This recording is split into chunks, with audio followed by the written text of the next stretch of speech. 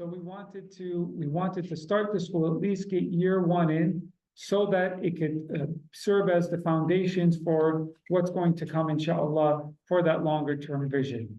And so alhamdulillah, due to the help of Allah Azza wa Jal and فيما نحتسب, the sincere efforts of the people who helped get the school rolling. Alhamdulillah, so far it's been going well. We definitely had our challenges, our ups and downs, but alhamdulillah, so far we're halfway through, and we are working towards completing the short-term goals that we have established. So for the school, what we'll be talking about for this presentation is number one, our mission statement, number two, introduction, number three, primary goals at the start of the school year, what we have for short-term and long-term. Number four, academic curriculum. What's the academic curriculum we chose? Number five, Islamic education. Number six, our achievements. What have we accomplished so far 6 months in? And then what are the admission steps? And then we'll leave it open for QA. For the mission statement, the goal, our mission for the school was to provide quality standardized education. That's the non-Islamic studies, adorned with critical Quranic and Islamic studies within an Islamically safe environment. And I stress that. That was one of the main goals of the school, to be under the roof of a masjid, to establish that safe Muslim environment, and to develop future leaders for the Muslim Ummah. A full-time standardized education for grades 4 to 12. We started grades 4 to 12 with the intention to become a full-time K-12 Islamic school. We base it on a blended learning model with live online classes, in-person Islamic studies. We did that again because, quite frankly, we just didn't have the funding or the resources to bring in a full staff of teachers or the time to teach in person. And so we relied upon a virtual academy, one of the more famous ones, K-12 Iowa Virtual Academy, because they already have the platform set up.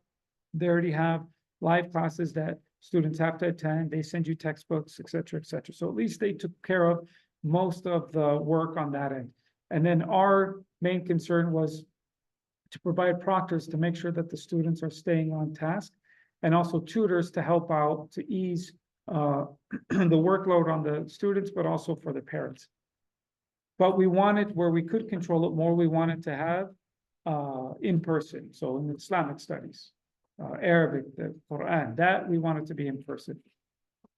And then all operations are held within the masjid with Muslim admin staff and instructors. All of our staff, alhamdulillah, as of now, are all Muslim, alhamdulillah. What are the primary short-term goals that we had? For the Arabic language, our goal was that every student would have Arabic fluency to read the Noble Quran. Alhamdulillah, the students have achieved that. They started out, most of them, with nothing, not being able to read, and now they can read basic Arabic. Every student will have the ability to write the Arabic language on a basic level. Also, alhamdulillah, they're accomplishing that. For Quran memorization, at minimum, every student will memorize at least one juz of the Quran, juz amma. Now, this one we fell short because we spent the time allocated for Quran in Arabic. We spent on them learning how to read first, so that as an investment that will shorten them when we start to open up for hifz coming up very shortly, and will make it easier for them because they can actually read and then start to memorize from there, as opposed to it always being what's called talqeen, where the teacher is individually taking each student at a time.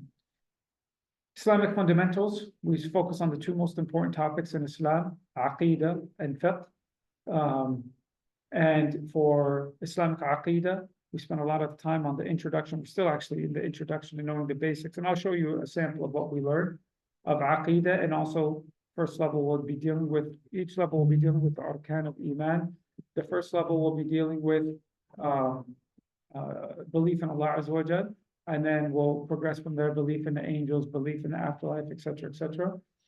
For Fiqh, they learned, they received a very, alhamdulillah, strong foundation in understanding what is Sharia, what is Fiqh, what are the Ahkam, what are the objectives of Sharia, much of what, quite frankly, many of us adults don't even know. And then focusing on Tahara, we'll be focusing on Tahara for the rest of this semester. And they're also learning Salat too with their daily du'as with Sheikh Hassan. Every student will learn a daily sunnah, so what to say before getting dressed in Arabic and in English, and they have to memorize it and they get tested on it. So what to say when putting on a new garment, what to say before going to the restroom, exiting the restroom, going to the restroom, etc. For the primary short-term goals also, on the academic side, we were hoping that every student improves their ITBS score from last year. They haven't taken those tests yet, so we don't know where they stand yet. Provide a variety of extracurricular activities, which you'll see we've provided, alhamdulillah. Safeguarding, as I said, this was one of the major goals, provide an Islamic safe environment and protection from negative influences of modern society, cultural, spiritual, what we call the spiritual survival. And I had mentioned this last week that at a very famous school in a local district that is an alternative for many Muslim families, in second grade, during their book reading class, they read a story about a child with two moms. And then recently they read about a famous boy who never felt right in his body. And there's 4 Muslims, I think, in this class. And he consulted his parents, and his parents understood this 8-year-old or however old he was, and let him do an operation to change his gender, and lived happily ever after. And that's what they're teaching kids in first and second grade. So we wanted to have an Islamic environment where the kids will not be exposed to such things. Islamic fundamentals, development of Islamic enhancement, tarbiyah through example. We try to, that's one of the goals of having the Muslim instructors and staff so that they can lead by example. And then also, alhamdulillah, we have a new teacher coming on board, Sister Rafa, who has a lot of experience in teaching Quran and also tarbiyah, where she will be helping out with both Quran memorization, inshallah, and then also with tarbiyah. Provide field trips throughout the year to make them feel like it's more of a school. Also guest speakers, outdoor learning skills, art workshops, etc. We'll also see examples of that. The primary long-term goals, we're thinking big. We want to offer nutritional and health programs, workshops. We'd love to hire full-time professional teachers. We'd like to offer courses to develop life and leadership skills, become a full-time in-person K-12 school. We'd like some of our students to graduate from high school before 12th grade. After school athletic programs, we'd love to do that. Martial arts, things that are going to be very beneficial for that other term goal, soccer, basketball, of developing those life skills. And offer Islamic inspired field trips like going to Umrah, for example. Also, we'd like to offer Muslim camp trips, Muslim Boys and Girls Scout program, scholarship programs, provide trained staff and programs for children with learning disabilities. Again, these are kids that really need extra attention. So we'd like to be able to get to a point where we have special staff, trained staff, certified staff that can help kids with learning disabilities. Community system programs, which again, you'll see some examples of, where we do food drives, home shelter. And again, this is all part of that leadership aspect. We'd like to reach to a level where it's more self-sustained. There will always be a reliance for any growth on donations, but we'd like to become where not only from a financial standpoint, we have enough students that we can finance ourselves, but also where we teach those kids how to become proctors and tutors as well, so that in the future, inshallah, you have a few of them stick around, they become not just participants in the school as an example, but actually as teachers, administrators, and even on the Muslim board or the masjid board. Nurture and develop the next generation of Muslim preachers, youth directors, and Islamic influencers. The academic curriculum, like I said, we use the K-12 virtual academy, where they have live classes that they have to attend. Students are monitored by proctors, math, science, and ELA tutors to provide one-on-one instruction. We had art classes, gym classes, life skill classes, extracurricular activities, and field trips based upon class material, so it's more applicable. For the Islamic curriculum, as I said, they work on Arabic reading and writing, Quranic memorization, recitation, Aqidah, spiritual development, or tarbiyah. Sira, we didn't have a chance. We're actually reading that next. I think use the mic. Please mute it because there'll be a echo. Daily sunnahs, as I said, and memorizing their dua. And one of the beautiful things as well about having the school here in the masjid is at the very least, they get one salah in at the masjid. Get one salah, they break for dhuhr during their, recess, salah, lunchtime. And then on the shorter days, they're able to pray asr as well. The governing committee, the chair is myself, and then members are Sister Thayla, Huda, Brother Jordan, Sister Shireen, and Sister Amna. Principal, Sister Amna Malik. Admin officer, Sister Safa. And then the teachers are Imam Hassan, myself, Sister Rihad, Sister Rafa coming on board, Brother Hassan Aygum, who teaches art. The teachers are Sister Asma and Sister Zahra. And then the proctors, which again, those tutors, I cannot stress how beneficial they are. And that was something that we had said in the beginning. One thing that will really add to the school is having learning coaches. And alhamdulillah, for two of the most important subjects, we were able to achieve that, but we're always looking for more. And then proctors, Sister Asma Ali and Sister Safa. Here is just some examples of what our school looks like. You can see here they're learning Sharia, Fiqh and Aqidah. Here is Imam Hassan teaching them sunnahs and du'as. Here's Sister Rihab teaching Quran, Arabic, reading and writing. Here you have the proctoring. So we have them all set up in this room with their screens facing that can always be monitored. Make sure that the proctors can make sure they're doing their work. They're not going on things they shouldn't. Again, they're kids. It's going to happen, but we try to at least minimize it to the best of our ability. And also the tutor interaction. We have quarterly parent-teacher conferences where the teachers can come in and they can raise their concerns. They can hear about how their children are doing. They receive weekly progress reports, parent breakfast and classroom visits. And then some of the special activities they do, like the art class.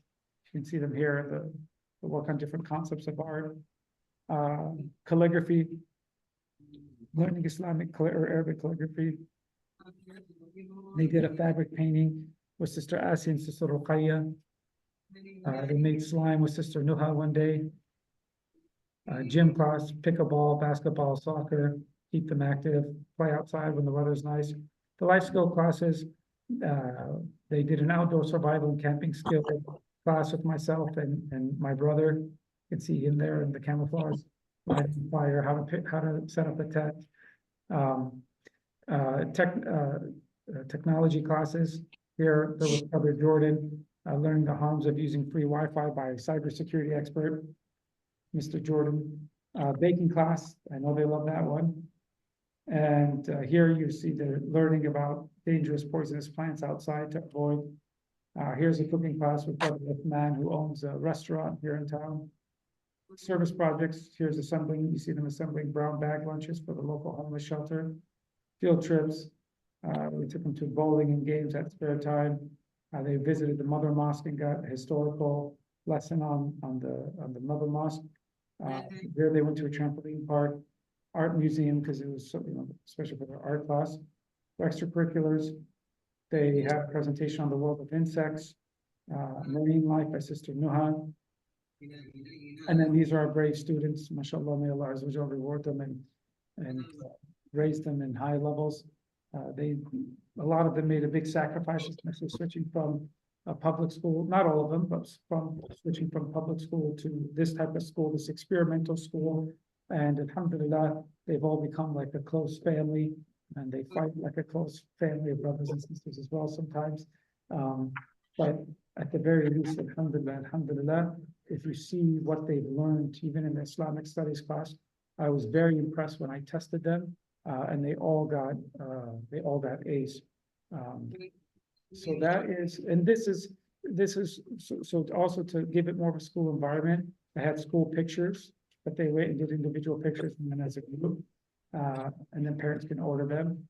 And then here's some testimonials.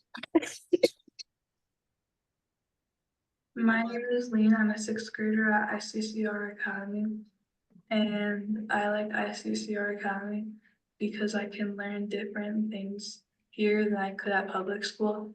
My favorite subject is Arabic, and I like reading and writing in Arabic.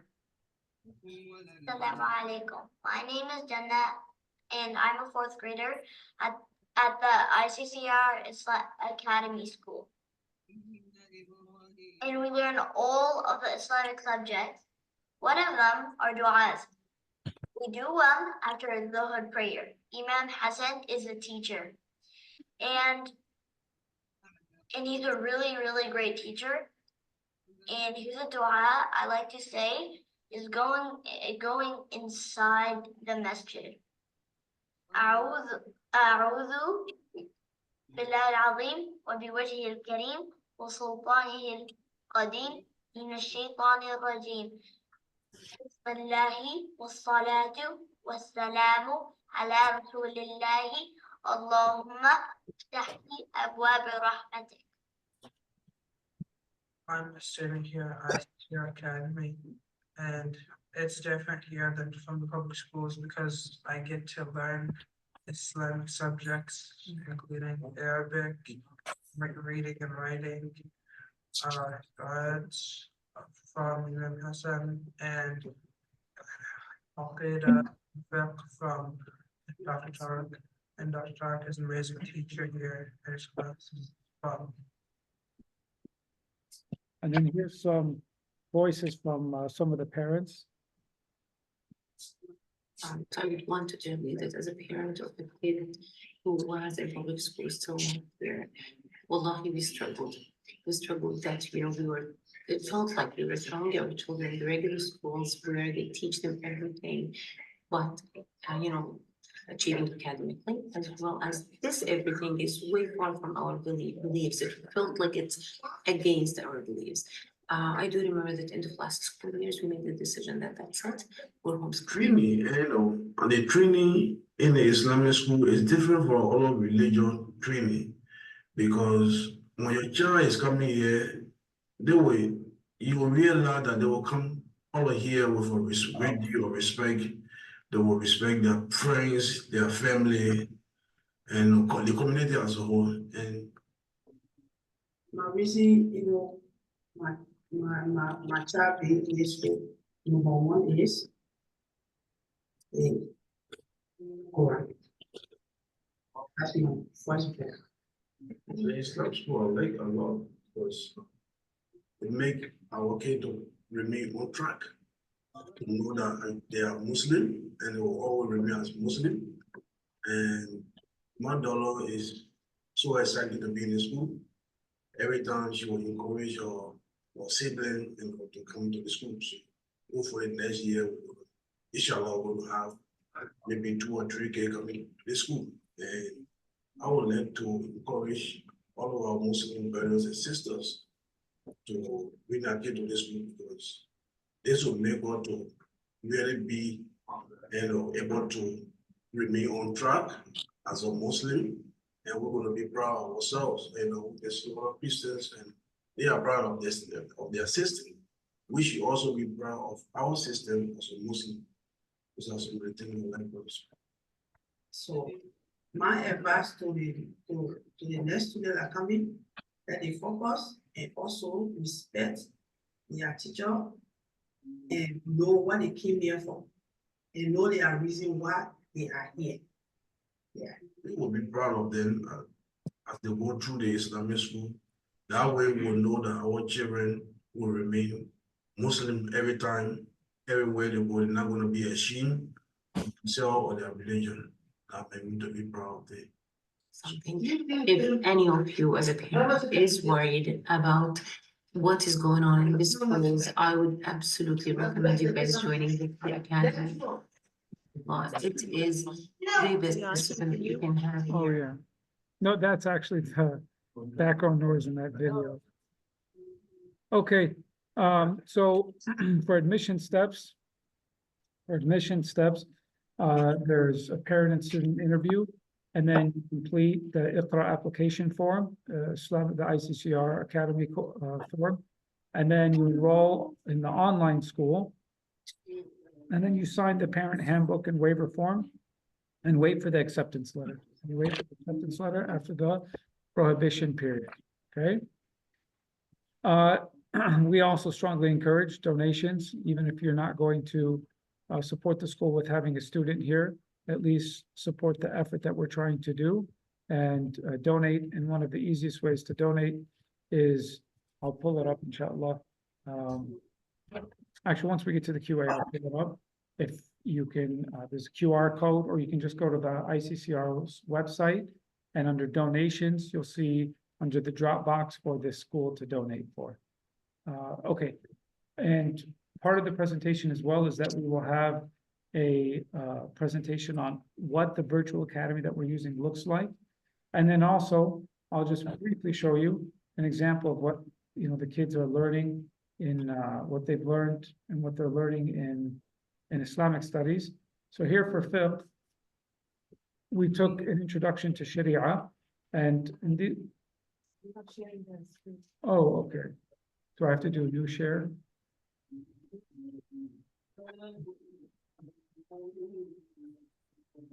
So for example, you can see here, they learn the definition of Sharia, they learn the main objectives of the Sharia, the categories of the rulings of Sharia, the definition of fiqh, virtues, importance of studying fiqh. So just to give you an example, here they learn the objectives of the Sharia. Here they learn the different rulings of Sharia. And with for fiqh itself, we're in Tahara, the chapter of Tahara. So you can see here they learn the manners of, we're in wudu now, they learn the manners of, we have review sessions. They really like this picture. They learn, you know, the manners for using the restroom outside. They learn the different categories of purification, et cetera, et cetera. And then I'll just quickly pull up the Aqidah class.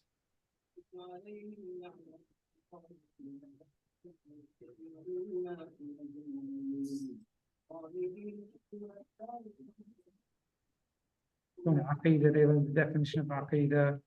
They learn about the different types of hearts, how, why the importance of the subject. They learn about, you know, things that divert you from the straight path. They'll have assignments. They learn about how revelation is a cure for the hearts. They learn about the different branches of Iman, which is where we're learning now. What are the essential things to believe with regards to belief in Allah, belief in the angels, et cetera, et cetera. And I will leave it there and leave it open for questions and answers now. So please feel free, whether it's online or you're joining by Zoom or here in present.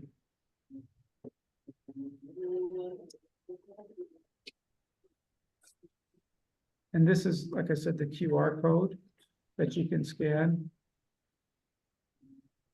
If you'd like to donate, you can click or take a picture of this, or like I said, you can go to the website, and under this QR code will take you to the website, the donation page, and then you just click on the Co-op Academy. Any questions for the school? Yes. So I have questions. So as far as I know, most of your classes is online.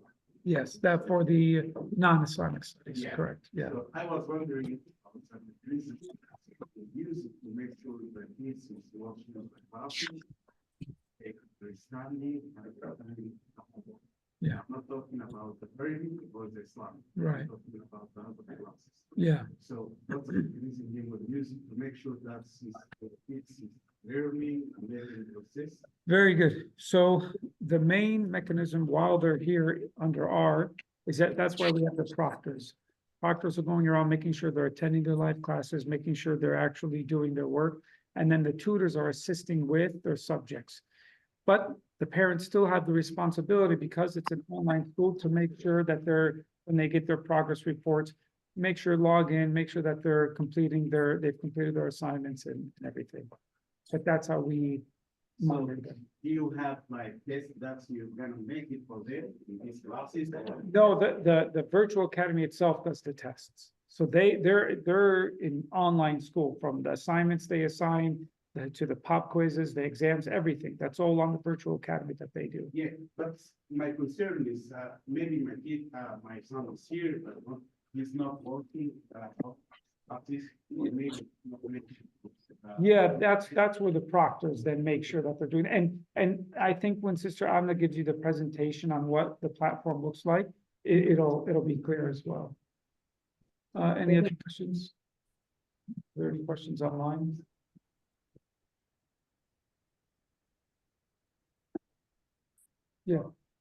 So, what, would also the first grade, Eventually, yeah. but when that will happen, you know, So, so this is the challenge. The challenge is, it's like I always say, it's what came first, the egg or the chicken? Why? Because we want to do these things, but they require a lot of resources and mainly funding. So we can't say when we're gonna do it unless we get the proper funding. You know, think about it, to hire a full-time teacher for just one grade, let's say first grade. So how much, 50, 60,000, I'm not sure what the salaries are, but that's pretty big chunk of money that we just don't have in our resources right now. Now, if we did that, we had that, we would do it next year. So that's the challenge. I'm asking you, but my kids are the first grade. Yeah, no, believe me, we could, if we could still, yeah, please. And Okay, actually, so- I'm gonna turn it over, Sister Amna now. I don't, are you gonna disconnect it? Yeah, Can we keep it on for Marcus, just question after question after question? yeah, and then, but what about for the K-12? I'm gonna, I'm not going to do that, Kate. oh, yeah, no. Oh, then we'll just, no, that's fine, I'll Wrap it up.